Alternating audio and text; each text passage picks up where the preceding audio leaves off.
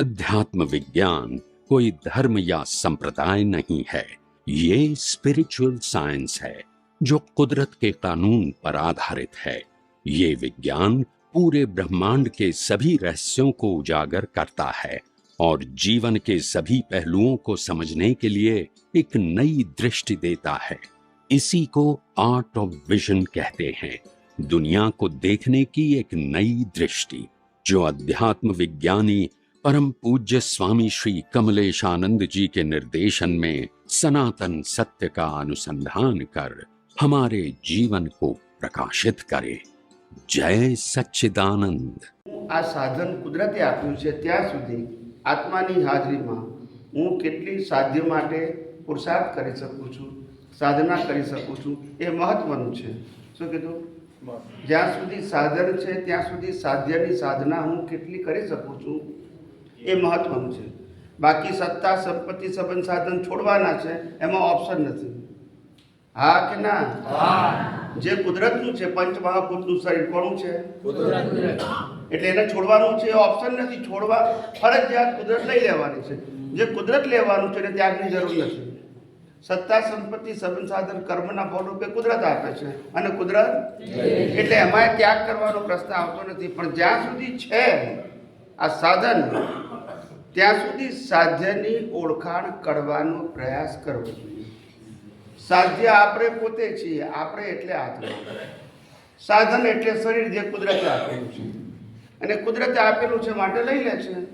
આત્માને કોઈ લઈ શકે નહીં, કારણ કે આપણે પોતે છીએ। એટલે સાધન દ્વારા સાધ્યની પ્રાપ્તિ કરવી એ મુક્ત પુરુષો, આધ્યાત્મિક પુરુષો, અનુભવી પુરુષોનું માર્ગદર્શન છે।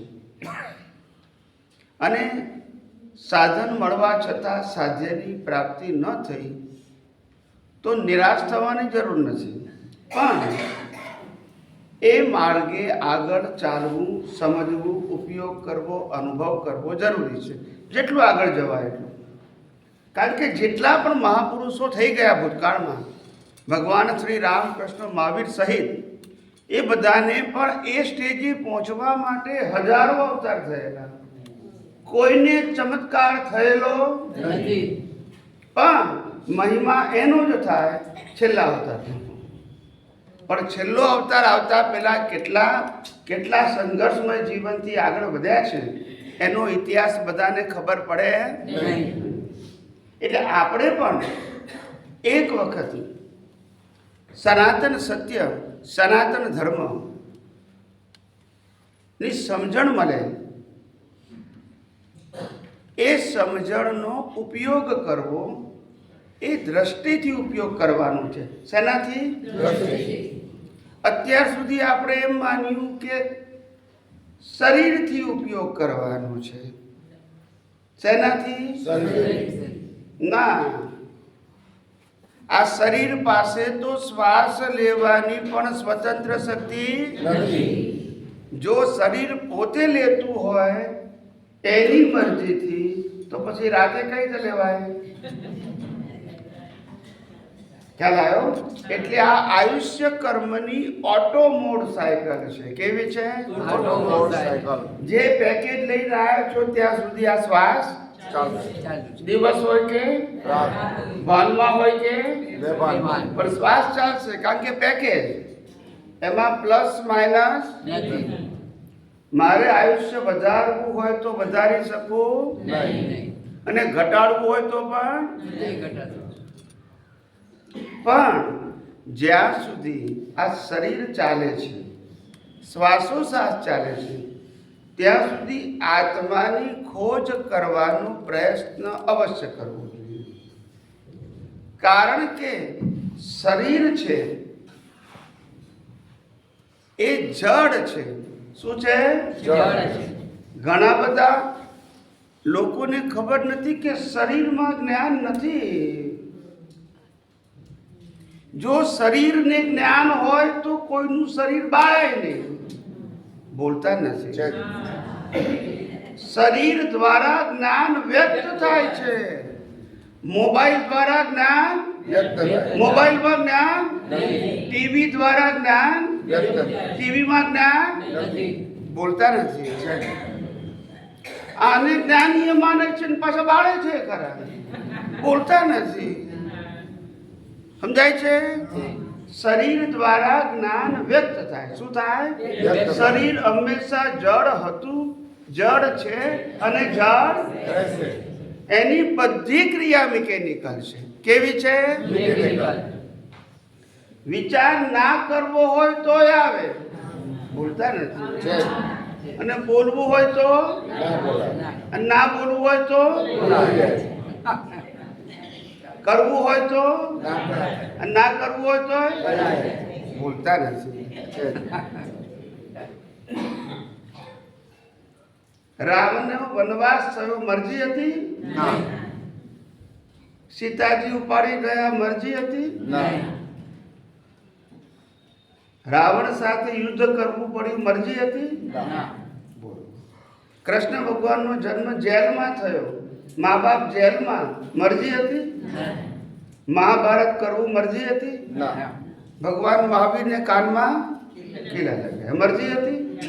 નહીં તો કોની મરજીથી જીવન ચાલે છે એમ પૂછું છું. બોલતા નથી.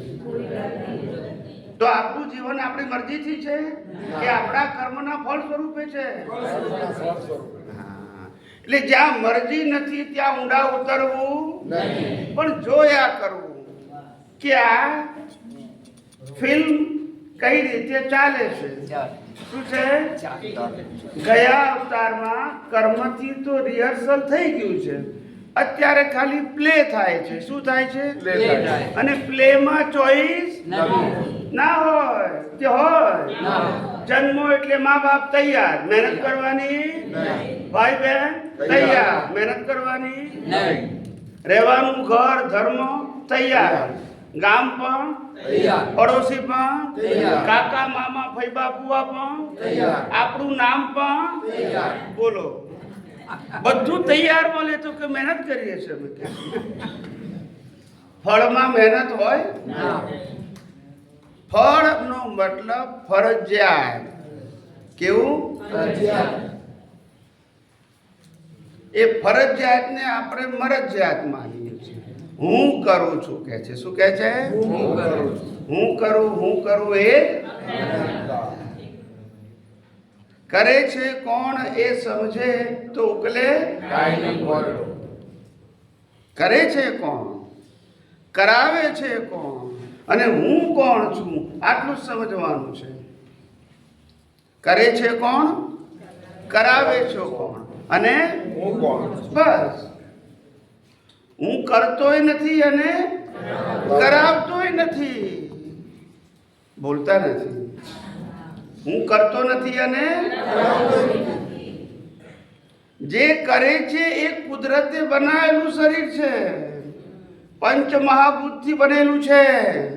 હા કે ના? અને કુદરતી આપેલા હવા પાણી ખોરાકથી ચાલે છે, મારી મરજીથી. બોલો. શરીરે કુદરતનું, સંચાલન પણ કંટ્રોલ પણ. ને આપણે માની બેઠ્યા છે મારું શરીર, મારી મરજીથી જીવું છું, મારી ઈચ્છાથી જીવું છું, એવું માની બેઠા છે. ખ્યાલ આવ્યો? અને આ માનેલાનો માર ખાઈએ છે. શેનો? વિચાર કરો. તમારા કઈ વાત નહીં, તમારા કર્મના ફળ રૂપે તમને મા બાપ અને પરિવાર મળ્યો. તમારા કર્મના ફળ રૂપે તમે પતિ પત્ની તરીકે ભેગા થઈ ગયા. કેવા? પતિ પત્ની તરીકે. બરાબર છે? પણ કોઈ કોઈનું માલિક છે નહીં. આપણે તો માલિક થઈ ગયા. લગ્ન કર્યા એટલે પતિ પત્નીના હિસાબો પૂરા કરવા માટે ભેગા થયા છે, શરૂ કરવા માટે નહીં. બોલતા નથી. શું કરવા માટે? પૂરા કરવા માટે. ખ્યાલ આવ્યો? આ તો આપણે માલિક થઈ જઈએ છે કે મારી પત્ની, મારા પતિ. ખ્યાલ આવ્યો? વિચાર કરો. જે પત્ની મા બાપ અને ભાઈ બહેનને છોડે છે, તમને માલિકી થવા દે? બોલતા નથી. એ માલિક ના થઈ ગયા, તમને કરવા દે? આ તો હિસાબ પૂરા કરવા ભેગા થયા છે. શેના માટે? અને હિસાબ પૂરા થયા પછી બંને ક્યાં જશે કોઈને ખબર નથી. આ માલિકીનો માર કહીએ છે. એમને સરસ કીધું કે ગુરુજી અને શિષ્ય,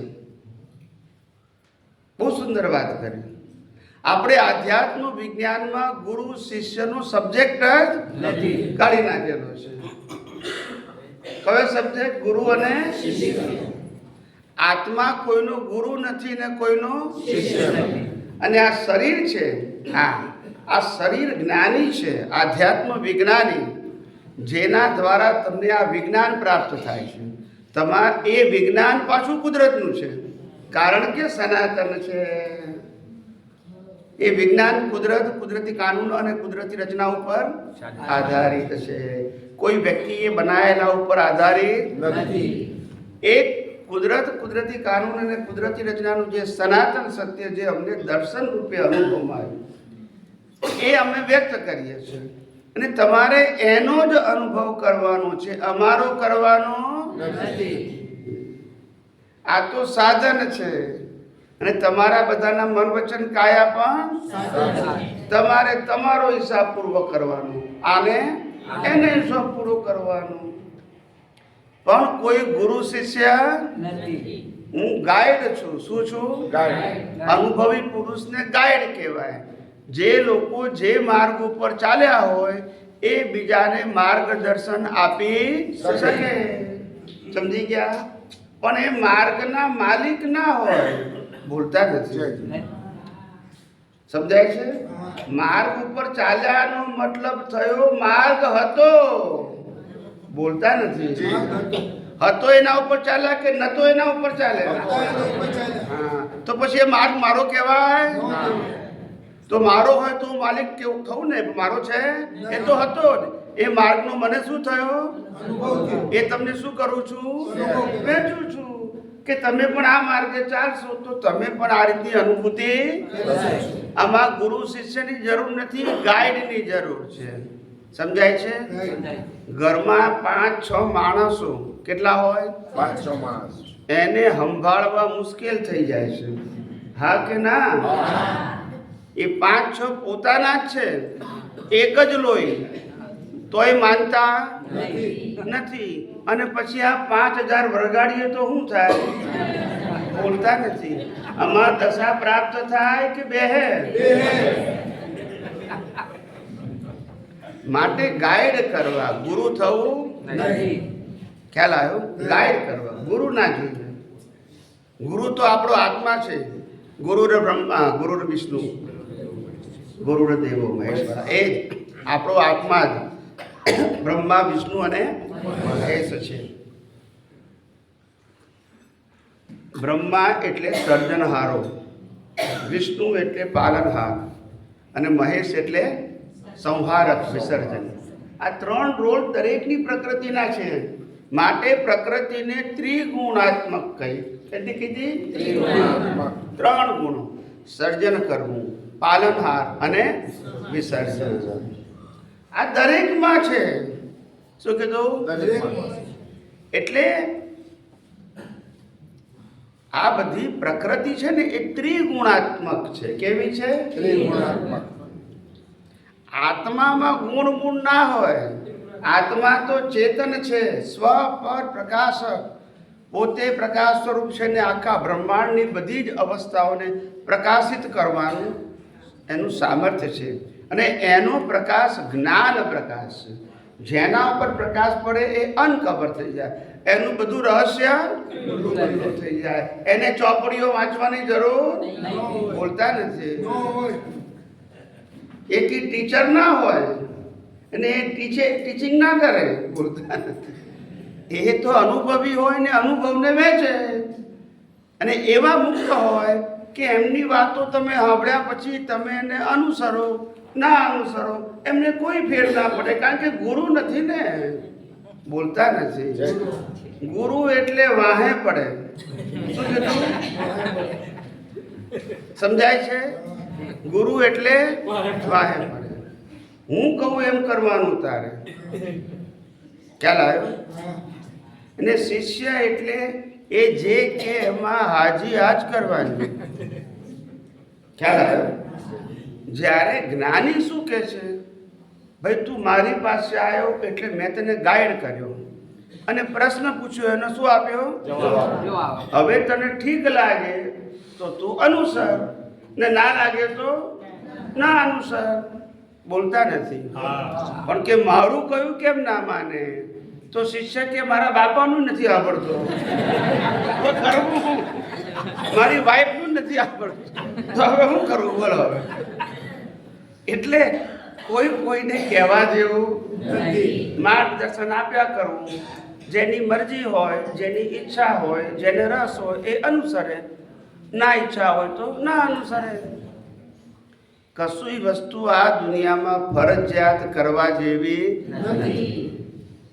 તમને બધાને ખબર હશે કે ભગવાન શ્રી રામ અને કૃષ્ણ બંને મહાપુરુષો, જ્ઞાની, અનુભવ જ્ઞાની, પણ આખી જિંદગીમાં એ લોકોએ 5 વ્યક્તિઓ આગળ પ્રવચન નથી કર્યું કે ઉપદેશ નથી આપ્યો. હા કે ના? કૃષ્ણ ભગવાને ખાલી કોને આ ઉપદેશ આપ્યો? અર્જુનને. સમજાય છે? અને રામે તો કોઈને વ્યક્તિગત આપ્યો નથી, પૂછ્યું એનો જવાબ આપી દીધો. સમજાય છે? એટલે આવા મહાપુરુષો પણ લાખો લોકોને જીવતા પમાડી શક્યા એવું કોઈ પ્રમાણ નથી. પણ જ્યાં જ્યાં જે લોકોએ પ્રશ્ન પૂછ્યા એનો શું આપ્યો? જવાબ આપ્યો.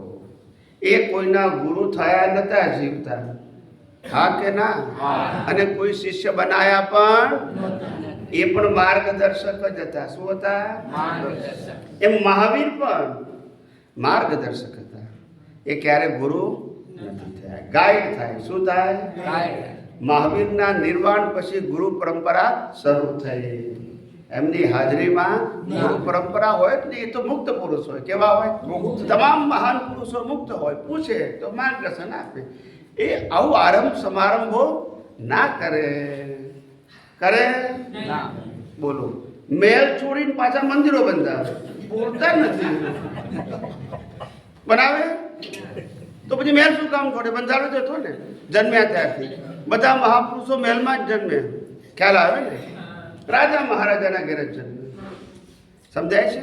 એટલે એ લોકોને જરૂર નથી, પણ સમાજને એની જરૂર છે. કોને જરૂર છે? સમાજને. કારણ કે સમાજ આવી સંસ્થા હોય, મંદિરો હોય તો જ એકઠા થાય ને. એના આધારે લોકોને માર્ગદર્શન મળે, શિક્ષા મળે, ગાઈડન્સ મળે.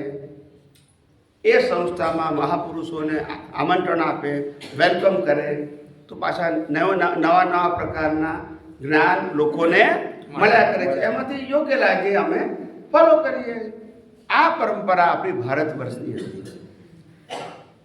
એમાં ભૂલ ક્યાં થઈ ગઈ કે જ્યારે સાધુ સંત સંન્યાસીઓ, જેને ત્યાગી કહેવાય, શું કહેવાય? જેને વૈરાગી કહેવાય, જે કેવળ આત્માની સાધના માટે જ જીવતા હોય. કોની સાધના માટે? અને એ લોકો જ્યારે આ પૈસાના વ્યવહારમાં પડે, કયા વ્યવહારમાં? પૈસાના વ્યવહારમાં. એટલે પછી શું થઈ જાય? લક્ષ્મી આવે એટલે શું થાય? લક્ષ્મીનો સ્વભાવ જ ચંચળ, અને તમને સ્થિર રહેવા દે, ભૂલતા નથી. સમજાય છે? પૈસા એકે ના હોય ને તો શાંતિ હોય, હોય ત્યારે ગણવા પડે. ઘટ્યા નથી ને તો ભૂલતા નથી. ખ્યાલ આવ્યો? ના હોય તો ચિંતા જ નહીં. ખ્યાલ આવ્યો?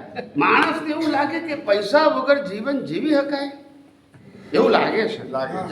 ના, વ્યવહારથી પૈસાની જરૂર છે એ આપણે એક્સેપ્ટ કરીએ છીએ, પણ આ તો તમને કુદરતના કાનૂનની વાત કરું છું. પૈસા વગર જીવન જીવી શકાય? તારા કૂતરા બલાડા ક્યાં પૈસાથી જીવે છે? આ જમીનની અંદર તમે 100 ફૂટ ઊંડો ખાડો ખોદો અને ત્યાં જે જીવડું છે એને કુદરત હવા, પાણી, ખોરાક આપે છે કે નથી આપતું? આપે છે. એ નોકરી કરે છે? બોલતા નથી.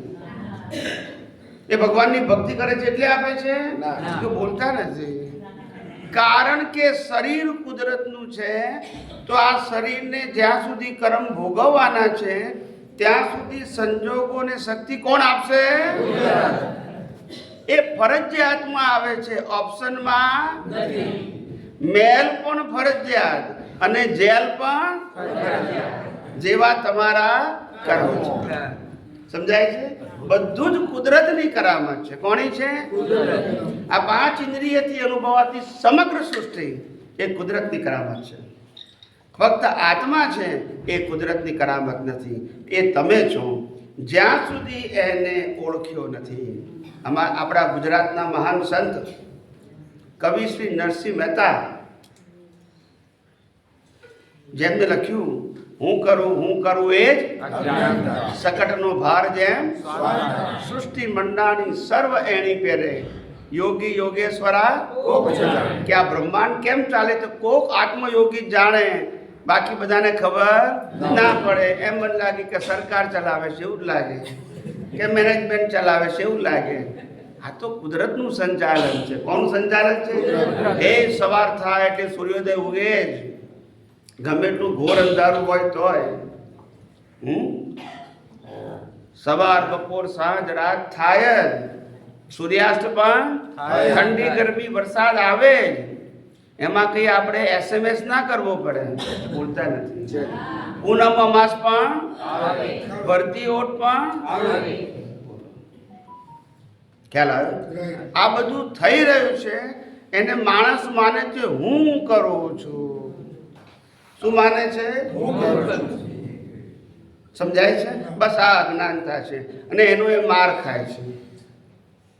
કુદરતે મનુષ્યને શ્વાસ લેવાની પણ સ્વતંત્ર શક્તિ નથી આપતી. મન વચન કાયા ચલાવવાની પણ નથી આપતી. કોઈને નથી આપતી. નહીંતર રામકૃષ્ણ મહાવીરને આવા સંજોગ આવે જ નહીં જો હાથમાં હોત તો. સમજાય છે? જીવન આ મન વચન કાયાથી ચાલતું જીવન ફરજિયાત છે. મરજિયાત જીવન કયું છે?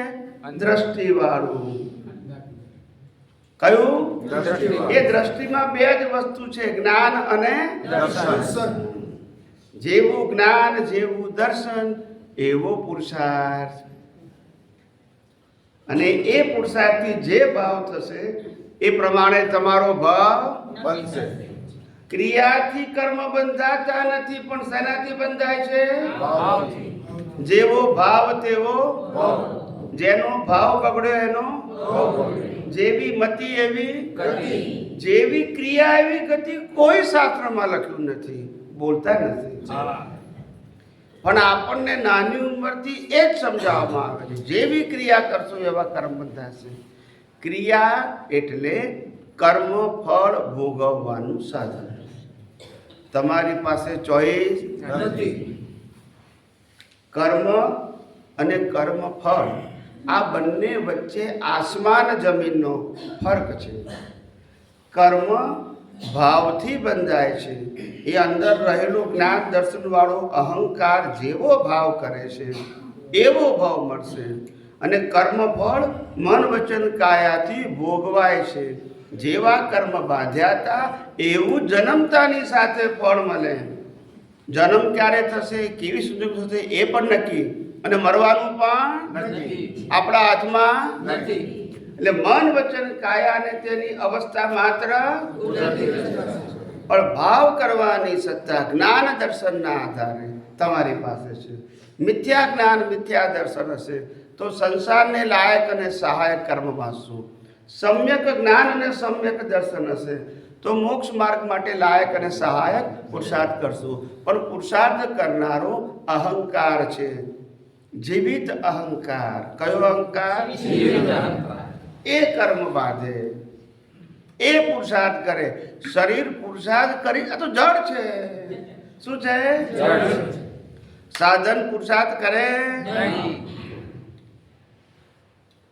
હા, અમને ઘણા બધાએ પૂછ્યું કે સ્વામીજી આ મહાયોગી જે હિમાલયોમાં પણ છે, જુનાગઢમાં પણ આપણે છે, અને અન્ય જગ્યાએ પણ હશે જંગલોમાં. સાધના તો ગમે ત્યાં કરી શકાય, એ કામ જોઈએ એ લોકોને. તો એ લોકો સાધનામાં શું કરતા હશે? મેં કોઈ લોકો સાધનામાં સંશોધન કરે છે, research of the universal truth. અને આપણે શું માને છે? આંખો બંધ કરીને જ્યોતને જુઓ, મંત્રને જુઓ, ગુરુને જુઓ, શાંતિ મળે. એમાં જ્ઞાનવાન શું કરવાનું હતું? આ બ્રહ્માંડના રહસ્ય જાણો, પછી ખબર પડે કે આ દુનિયામાં આત્મા સિવાય હું નથી અને મારું નથી. બોલતા નથી. રહસ્ય જાણો ત્યારે ખબર પડશે કે આ દુનિયામાં હું, આ શરીરને હું કહું છું ને, એ હું નથી. ને શરીર સાથે સંકળાયેલા સત્તા, સંપત્તિ, સંબંધ, સાધન મારા નથી. અને જો મારા નથી તો પછી માલિકીની જરૂર ક્યાં છે? કર્તા ભાવની જરૂર ક્યાં છે? ભોગતા ભાવની જરૂર ક્યાં છે? માલિકી ભાવની જરૂર ક્યાં છે? અને દેહાદ્યાસની પણ જરૂર નથી. બધું કોનું છે? આપે છે પણ કોણ? ચલાવે છે પણ કોણ? અને લઈ પણ કોણ લે છે? નહીં, પણ તમારી મહેનતથી કરવી હોય તો લઈ જાઓ ને. તો બોલતા નથી. તમારી મહેનતથી હોય તો લઈ જાઓ ને. લઈ જવાય ત્યારે સમજવાનું કે આપણું નથી. ખ્યાલ આવ્યો? માટે આપણો એક આત્મા છે અને બીજું જ્ઞાન છે. એ જ્ઞાન તમારી સાથે આવશે અને અજ્ઞાનથી બાંધેલા કર્મ તમારી સાથે આવશે. શરીર અને શરીર સાથે સંકળાયેલા સત્તા, સંપત્તિ, સંબંધ, સાધન કેવળ શ્વાસ ચાલે ત્યાં સુધી જ છે. કારણ કે રિયલી એ બધું છે કોનું? આપ્યું છે કોણે? લઈ પણ કોણ લેશે? કોઈ કે ના મારે નથી આપવું, ચાલે? બોલતા નથી. કેટલી મહેનત કરી સાહેબ, હું કેટલું ભણ્યો ડૉક્ટર, ને મેં 50 કરોડ ભેગા કર્યા, અમારે મૂકીને જવાનું? બોલતા નથી. તો આ બધા મહેરવાળા લઈને ગયા?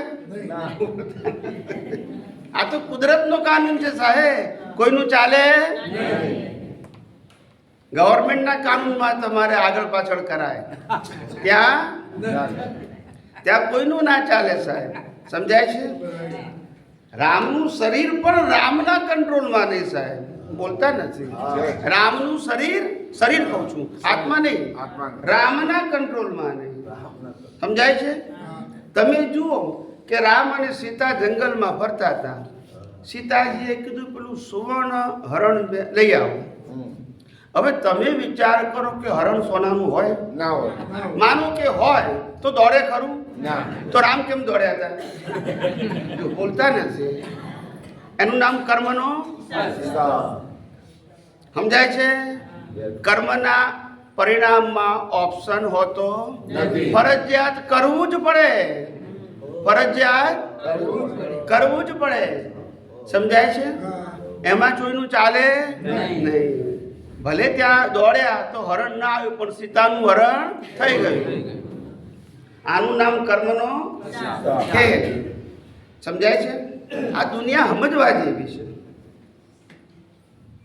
એક બેન હતા, તે એની બર્થડેમાં ગિફ્ટ માંગી એના હસબન્ડ પાસે કે મારે આ 2000 રૂપિયાની સાડી મને બહુ ગમે છે. સાડી કે ડ્રેસ જે હોય તે. તેના હસબન્ડને કીધું હમણાં પૈસા નથી. શું કીધું? હમણાં પૈસા નથી. 4-6 મહિના પછી દિવાળી આવશે. ગયો 4-6 લાઈટ ને લાઈટ 4-6 મહિના પછી દિવાળી આવશે ને, ત્યારે લઈ આવીશું આપણે.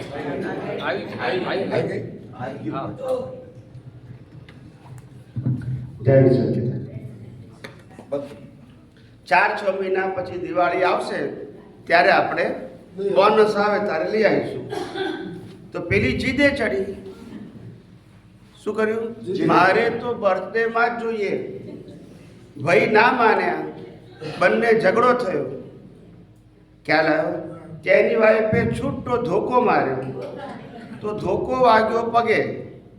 ભાઈને થયું ફ્રેક્ચર.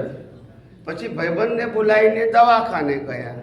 દવાખાને ડૉક્ટરને બતાવ્યું. ડૉક્ટરને પૂછ્યું કે હવે આનો ખર્ચો કેટલો થશે? તો કે 15,000. તો એનો ભાઈ કે 2,000નું પતાવ્યું તો સારું થાય. આવી દુનિયા ચાલે છે. મેં પહેલાં કીધું હતું કે 2,000માં સેટલમેન્ટ કરી નાખે. આ 15,000 ખર્ચવાના અને પાછું ભોગવવાનું.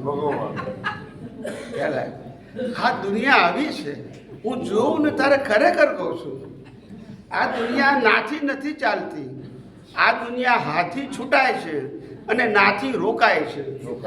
ના પાડી કે ઉપાધિ સર, અને હા પાડી તો થવાનું છે, સંજોગ કોણ આપવાનું છે? તો વાંધો શું છે આ કહેવામાં? ખ્યાલ આવ્યો? ના થાય તો આપણે એ નહીં ખબર પડશે કે ના થયું આપણાથી. આપણે ના કહીએ ત્યાં ઉપાધિ છે. શું કીધું? ખ્યાલ આવ્યો કે નહીં? આજે કોઈના ત્યાં લગ્નમાં જવાનું હોય અને તમે એમ કહો ને કે ભાઈ ફલાણા ભાઈના લગ્નમાં તારા વહુના પરિવારમાં કોઈનું લગ્ન હોય ને તમે એમ કહો ને ભાઈ આપણે એને 201 રૂપિયા કરજો, તો તમારી વાઈફ શું કહે? 200 કરાતા છે આપણે આ મોંઘવારીમાં, વધારે કરવા જોઈએ. તમે કહો કશું વાંધો નહીં 5000 કરજે, તો એટલા બધા કરાતા હશે? એટલે બધાને બધું ખબર જ છે. એના કરતાં આપણે એમ લાગે તને ઠીક લાગે એમ, આપણે મગજમાં આમે છેલ્લે હાથ પડવાની છે, નહીં લેવા દેવાની મથામણ કરવી, અને હિસાબ વગર કઈ થવાનું આપવું લેવું એ મરજી છે કે હિસાબ છે? હિસાબ છે. થઈ પછી એટલે આમાં ઊંડા ઉતરવું જ નહીં. ખ્યાલ આવ્યો? જે બની રહ્યું છે ને લાઈફ, આપણું જીવન છે ને, એ ગયા અવતારમાં ઉતરી ગયેલી ફિલ્મ છે, રેકોર્ડ થયેલી, અત્યારે ખાલી પ્લે થાય છે. શું થાય છે? પ્લે થાય છે. એમાં કોઈની પાસે ચોઈસ નથી સાહેબ, કોઈની પાસે ચોઈસ નથી. હા, ફરજિયાત બધું મળે છે ફળ રૂપે. કેવું? ફળ રૂપે. જેમ આપણે જમીનમાં બીજ નાખીએ પછી ફળ કોણ આપે? કુદરત. એમ આપણે કર્મનું બીજ નાખીએ, ફળ કોણ આપે? કુદરત આપે. ફળના સંજોગો, શક્તિ બધું કોણ આપે? કુદરત. સર્જન વિસર્જન કોણ કરે? કુદરત કરે. યસ કે નો? પણ આપણને લાગે હું કરું છું, ક્યાં તો સામેવાળો કરે છે, ક્યાં તો આ લોકો કરે છે, બસ હું કરું તે કરે તેવું કરે, ભ્રાંતિ છે. તેનાથી સર્વથા મુક્ત એવો કર્તા પદ, ભોગતા પદ, માલિકી પદ એ ભ્રાંતિ છે. તેનાથી સર્વથા મુક્ત એવો મન વચન કાયાની માલિકી પણ દેહાદ્યાસ એ ભ્રાંતિ છે. તેનાથી સર્વથા મુક્ત એવો હું મન વચન કાયા અને તેની અવસ્થા માત્ર કુદરતની રચનામાં ઊંડા ઉતરવું નહીં, કારણ કે એ બદલી પણ શકાતી નથી. શું કીધું? અને ફરજિયાત છે. કેવી? ફરજિયાત. હા, આપણે બધા જીવીએ છીએ તો બધી ક્રિયા કરીએ, હાથની, પગની, આંખની, કાનની, મગજની, બોલવાની, શ્વાસ, બધી ક્રિયા કરીએ છીએ. પછી માણસને થાક લાગે. શું લાગે? થાક લાગે કે હવે થોડો આરામ. એક જ ક્રિયા એવી છે જેમાં કોઈને થાક લાગતો નથી, શ્વાસોશ્વાસ. જન્મ્યા ત્યારથી શરૂ થાય, કોઈ નથી કહેતું 1 કલાક આરામ. હા કે ના? એવું છે. કારણ કે શ્વાસોશ્વાસ એ આપણા આયુષ્ય કર્મ સાથે જોડાયેલા છે. એ આયુષ્ય કર્મ સાથે બાકીના બધા કર્મની ભોગવટાની ક્રિયાઓ એની અંદર જોડાયેલી છે. પેકેજ આયુષ્ય કર્મનું, એ પેકેજની અંદર બધા કર્મોના ભોગવટા આવી જાય. જેવો કર્મનો ભોગવટો પતી ગયો, શ્વાસ બંધ, અને આ સાધન કુદરતને આપી દેવાનું. બોલતા નથી કે લઈ જવાનું, આપી દેવાનું. ખ્યાલ આવ્યો?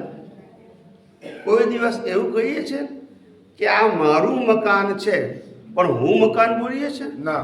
આ મારી કાર છે પણ હું કાર બોલીએ છે? ના. અહીંયા શું કે છે? મારું શરીર ને હું શરીર, બે બોલે છે. એટલા બધા બુદ્ધિશાળી થઈ ગયા. મારું શરીર બોલે અને હું શરીર છું, હું ચંદુલાલ છું. કે શું કે છે? હું ચંદુલાલ. ખ્યાલ આવે? કેવી ભ્રાંતિ થઈ ગઈ?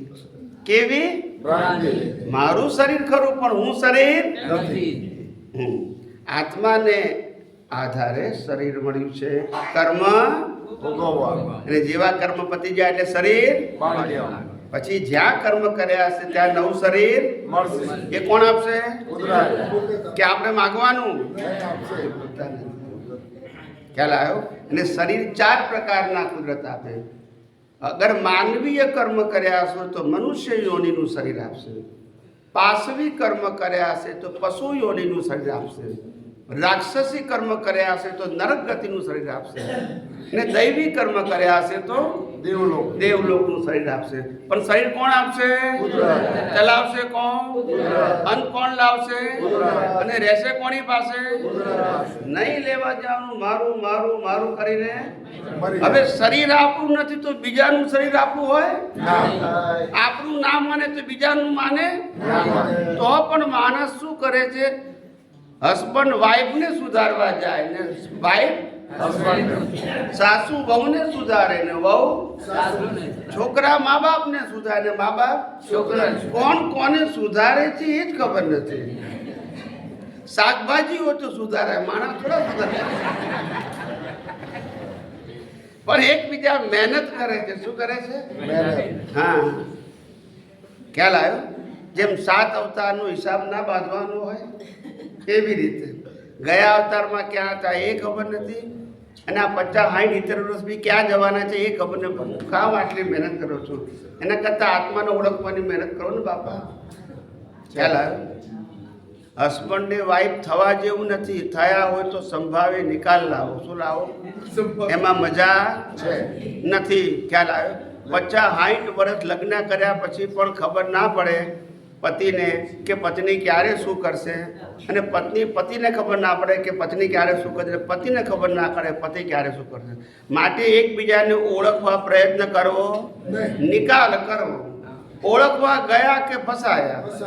કેમ ના ઓળખાય? કારણ કે એને ખબર નથી હું કરવાનો છું. તમને ક્યાંથી ખબર પડશે? બોલતા નથી. એને પોતાને ખબર નથી કે કલાક પછી હું શું કરવાનો છું. ખ્યાલ આવ્યો? એને આપણે સુધારવા જઈએ છીએ પણ કેમ એને ખબર નથી. ન જાણ્યું જાનકી નાથે કાલે સવારે. બોલો. પેલા દાઢીવાળા વશિષ્ઠ વિશ્વામિત્ર બધા આવ્યા હતા મુહૂર્ત કાઢવા. હા કે ના?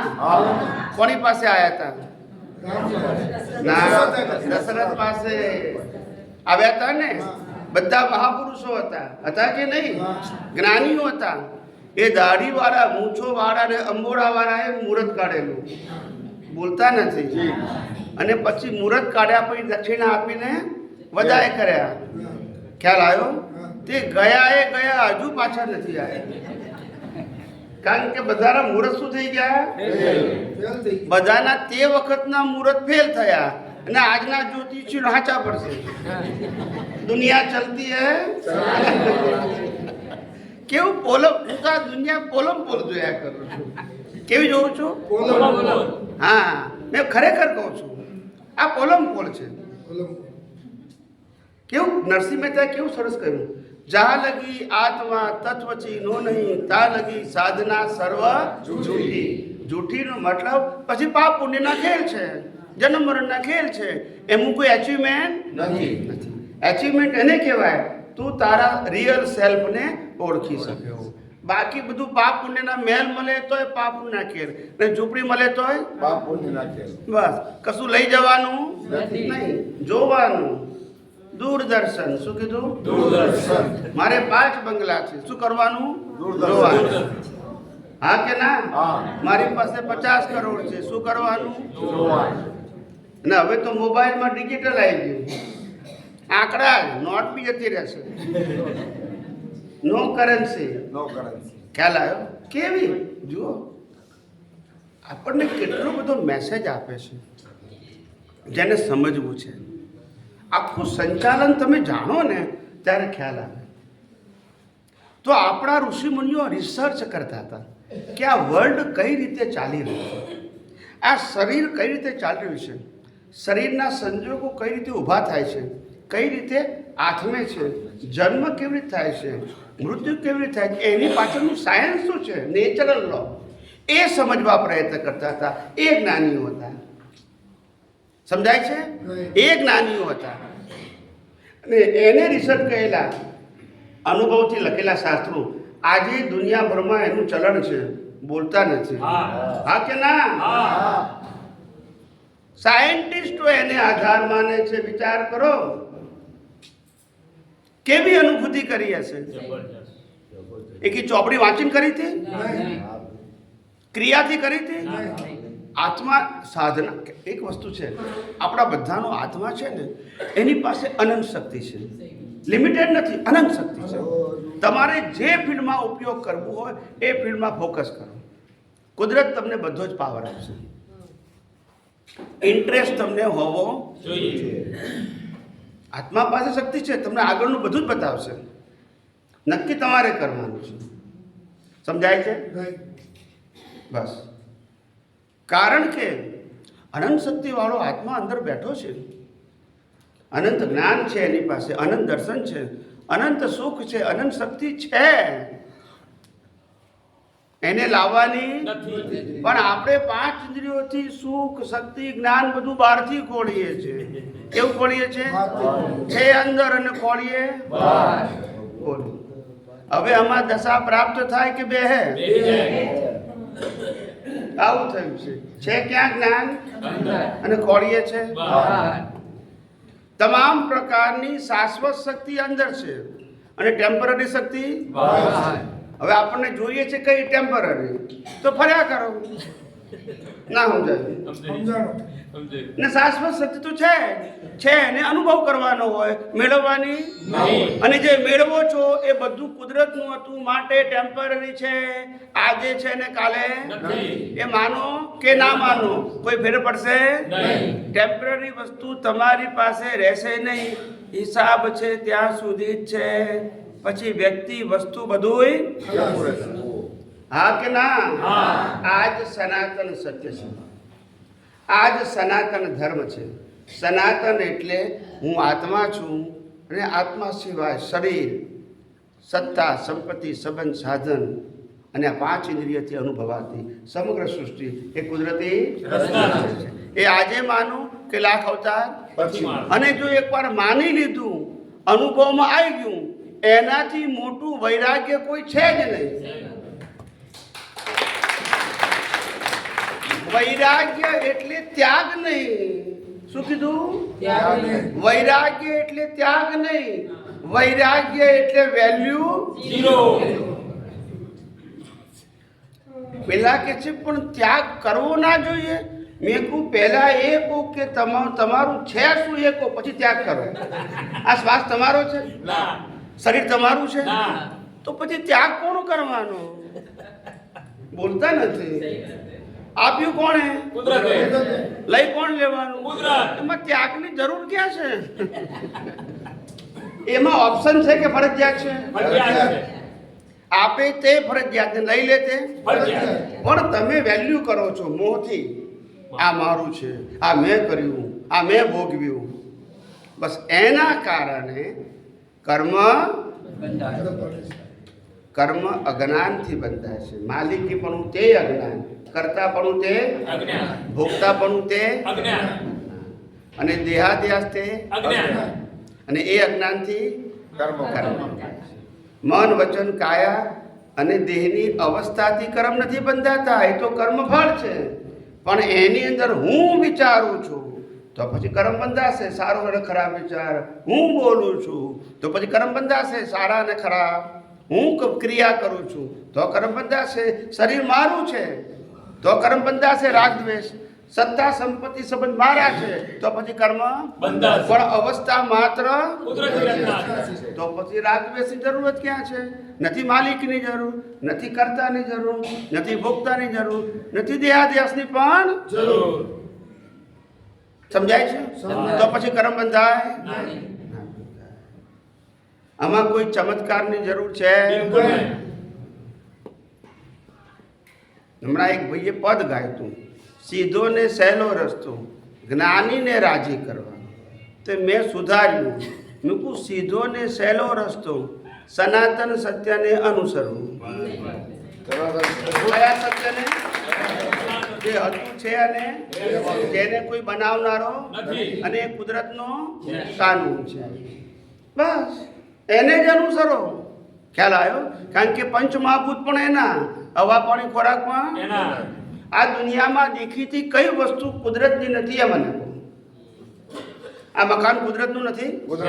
રો મટીરિયલ કોનું? આ ટીપોઈ બની રો મટીરિયલ કોણ? આ લેપટોપ ટેબ્લેટ પર રો મટીરિયલ કોણ? આ શરીરનું પંચમહાભૂત કોણ? બોલો ને. નહીં તો આપણું છે શું એમ કહું છું. ખ્યાલ આવ્યો? એટલે આ ભ્રાંતિ ઊભી થઈ ગઈ છે. શું ઊભી થઈ છે? અને આ ભ્રાંતિનો માર્ગ એ છે, કરોડો રૂપિયા સત્તા સંપત્તિ સંબંધ સાધન નડતા નથી. આપણા કરતાં તો સત્તા મહાસત્તાઓ એ લોકો પાસે બહુ હતી. રામ પાસે હતી, કૃષ્ણ પાસે હતી ને મહાવીર પાસે હતી, પણ એ નડી નહીં. કેમ?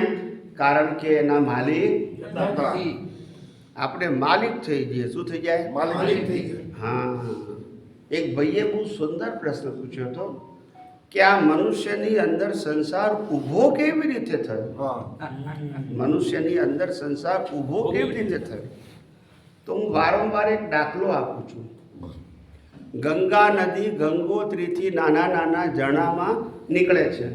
ત્યાંથી અનેક ઝરણા ભેગા થઈને જ્યારે ગ્રાઉન્ડ ઉપર આવે ત્યારે મોટું સ્વરૂપ ધારણ કરે. એને આપણે રિવર કહીએ છીએ. પેલું ઝરણા કહેવાય અને રિવર. એ રિવર મોટી ચાલતી ચાલતી ચાલતી 1700 કિલોમીટર પછી દરિયામાં મળી જાય છે. પછી એનું નામ રહેતું નથી.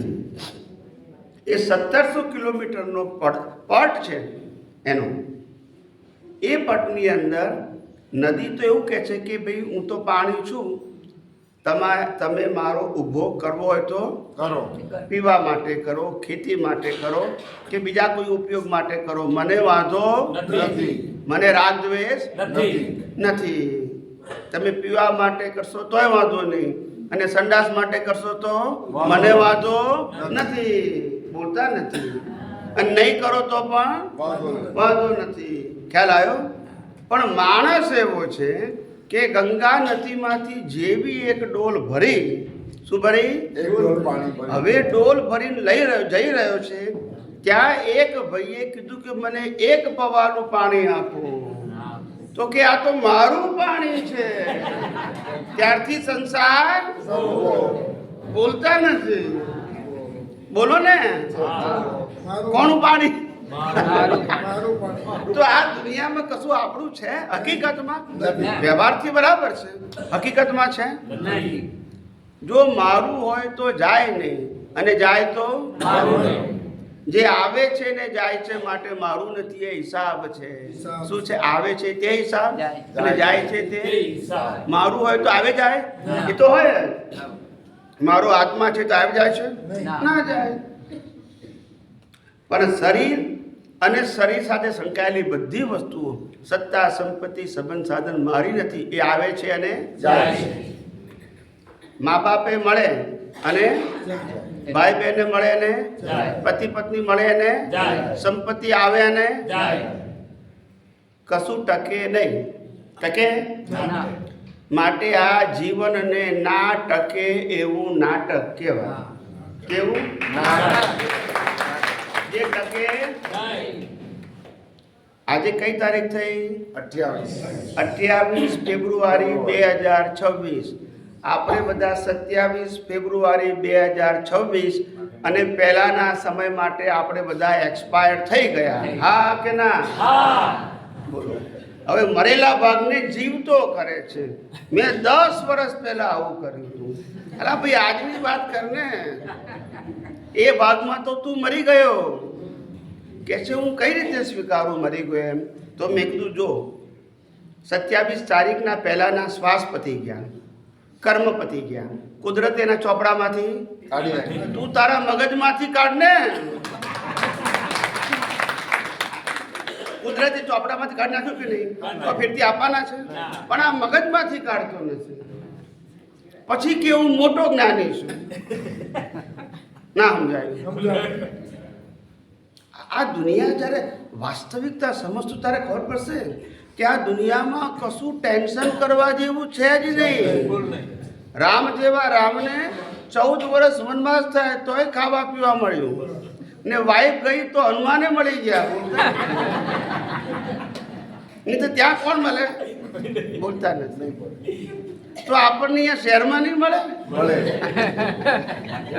પણ માણસને શંકા થાય છે મારું શું થશે,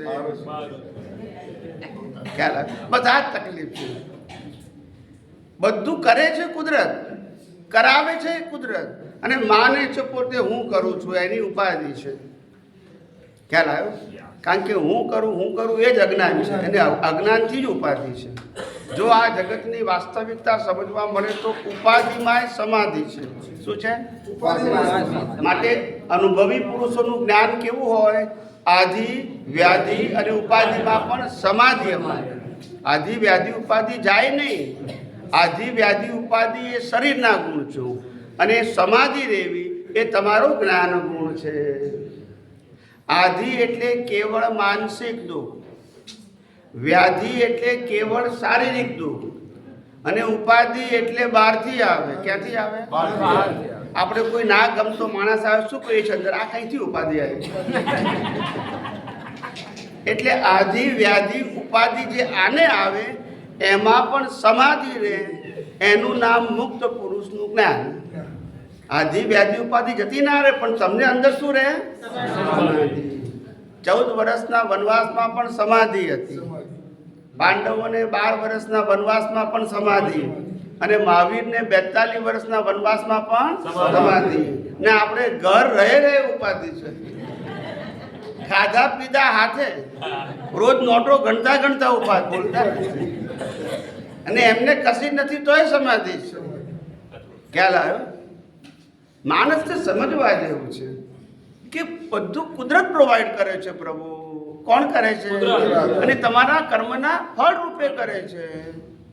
એની પાસે પણ ચોઈસ નથી કે આપવું કે ના આપવું. બીજ નાખ્યું એટલે ફળ તો આપવું જ પડશે. સમજાય છે? ગયા અવતારમાં આ અવતારના જન્મથી મોત સુધીના મન વચન કાયાની બધી જ અવસ્થાના બીજ તમે નાખીને આવ્યા છે. આ અવતારમાં શું આપે છે કુદરત? એનું ફળ આપે છે. ખ્યાલ આવ્યો? તમે 25-26 વર્ષના 30 વર્ષના થાવ એટલે વાઈફ તમને તૈયાર આપે, ભૂલતા નથી. કરવાની નહીં, કરવાની બોલો. કારણ કે તમે એવા કર્મ કરીને આવ્યા છો. ખ્યાલ આવ્યો? એટલે બધા રેડીમેડ. મા બાપ પણ તૈયાર મળે, કાકા મામા ફઈબા ભાઈ બહેન પણ બધું તૈયાર મળે. કારણ કે ફળ છે, ફળમાં મહેનત ન હોય. બીજ નાખ્યું એટલે ફળ તો ખ્યાલ આવ્યો? અને પવિત્ર સંતો જેવા માણસો હોય તે એમને પણ લગ્ન તો કર્યા હોય ને. તે લગ્ન કર્યા હતા એમને એક ભાઈએ, અને એમને પુણ્યથી પત્ની બહુ સરસ મળી. રસોઈ કરતા આવડે, ઘર ચલાવતા આવડે, પૈસા કમાતા આવડે, અને બધા વ્યવહાર કરતા આવડે. એવી હોશિયાર મળી. એટલે આપણા વ્યવહારમાં કેવું હોય? આપણે બધા કુળદેવીને માનીએ. તે લગ્ન કર્યા પછી 1 વર્ષની અંદર કુળદેવીને દર્શન કરવા, પગે લાગવા જવું પડે, એવો આપણો રિવાજ છે. તે ભાઈના લગ્ન થયા ને 8-9 મહિના થઈ ગયા. હવે કે મા બાપે કીધું કે કુળદેવીના દર્શન કરવા જઈ આવો. તે બંને દર્શન કરવા ગયા. તો પત્ની આગળ ઊભી છે અને પતિ પાછળ છે, અને સામે કુળદેવી છે. અને પેલા પતિદેવે પ્રાર્થના કરી કે હે કુળદેવી, મને આ પત્ની 7 ભવ સુધી મળે, એવી પ્રાર્થના કરી. હવે પેલા બહેન પણ હોશિયાર હતા અને સંસ્કારી હતા. પતિદેવનું ખોટું લાગવું જોઈએ નહીં, એટલે એને પ્રાર્થના કરી કે હે કુળદેવી, મારા પતિ સાથે આ 7મો ભવ હોય. ના સમજાયું? તમે ખોટા લઈને હું ખોટું લઈને વાંચો શું ચાલે? આવી દુનિયા ચાલે છે. જો કેવા બધા હસે છે. મને ગુલાબના ગલગોટા જેવા હસે એવા ગમે, દિવેલ પીધેલા નહીં ગમે. કાસ્ટર ઓઇલ ખરેખર મોઢા ઉપર છે ને એમ લાગે કે દુનિયાભરનો ભાર લઈને ફરે છે ને એવું લાગતું હોય. થઈ રહ્યું છે ને માને છે કે હું કરું છું, એની ઉપાધિ છે. ક્રિયાનો બોજો નથી. હું